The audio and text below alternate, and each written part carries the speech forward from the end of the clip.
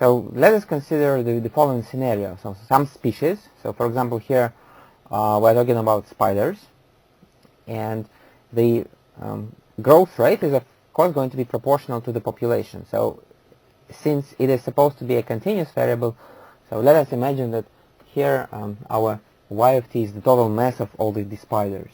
Right? So y of t is going to be the mass. If you weigh them, so how many kilograms of spiders we have in the world, or whatever.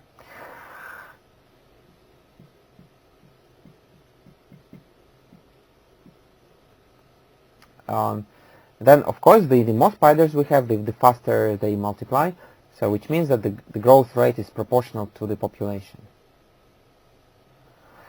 And again, this is a very simple differential equation. Again, it is at the same time linear and autonomous, and you can solve it yourselves, but I think you'll believe me if I tell you that the solution is just the exponential function where r is in the exponent, right? So the solution is some constant times e to the rt.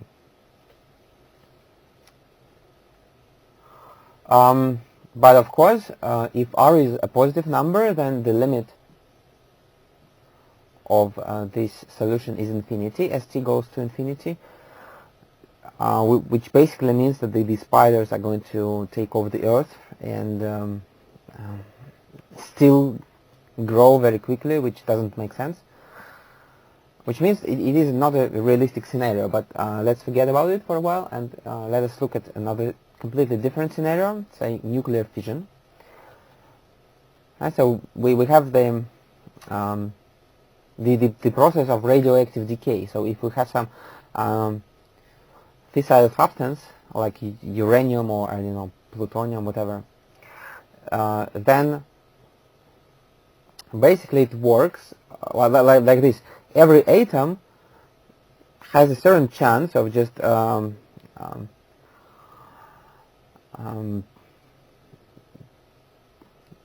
fall apart, and if it falls apart, then it turns into two different atoms. But it's probably not of our concern now. The important part is that the rate of change of the radioactive substance is now negative, so it is decreasing, and again still the rate of change is proportional to the amount of matter, or to the mass of the material. Right, and basically we have exactly the same equation. The only difference now is that since the rate of change is negative, it means that the coefficient here is negative.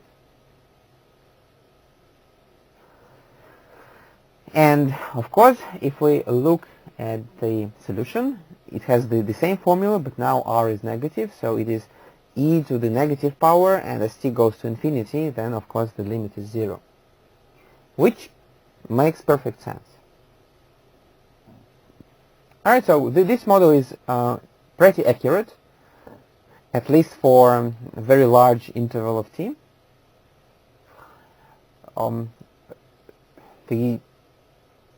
Probably the simplest real-life application of this is radiocarbon dating,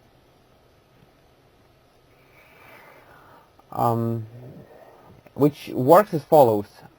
Basically, if we have a fossil, then one can measure the amount of this carbon isotope C12 and this carbon isotope C14 in that material. And C14 somehow naturally appears while the organism is alive, because it is generated in the atmosphere. I'm not sure how it works exactly. I know that while you're alive, then you have the constant amount of C14, but once you die, it just disappears because of radioactive decay. And then as time goes by, we have less and less isotope C14 in the material, which means that if you can measure it exactly, so if you know how much it is present and compare it to C12, then you know how much it is supposed to be, and because of the difference between how much it is actually present and how much it is supposed to be, you can measure the age of the fossil.